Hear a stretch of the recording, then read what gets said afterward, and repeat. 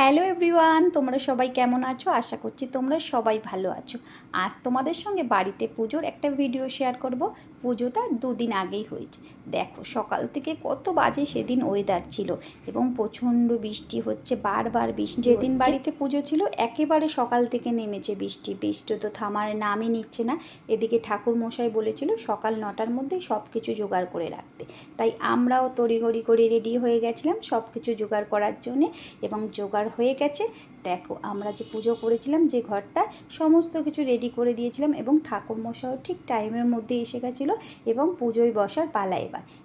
ঠাকুরমশাই বললো প্রথমে তোমরা একে একে পুজো করে নাও, প্রত্যেকটা পরিবার, মানে যেহেতু আমার দাদা বৌদি দাদার ছেলে প্রথমে করলো পুজো, তারপর আমরা করলাম, তারপরে ঠাকুরমশাই হোম করতে শুরু করলো।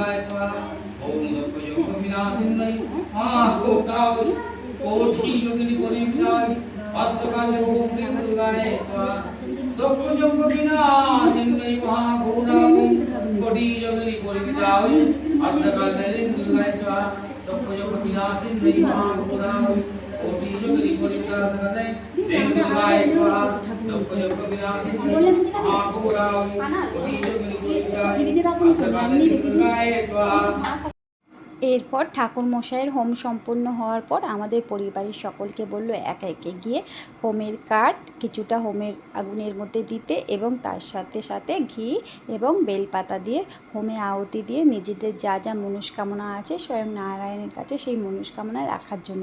এইভাবে পরিবারের সকলে একে একে হোমের মধ্যে আহুতি দিলাম এই সব কিছু দিয়ে, কাঠ এবং ঘি আর তার সাথে বেলপাতা। তারপর পুজো সম্পূর্ণ হলো।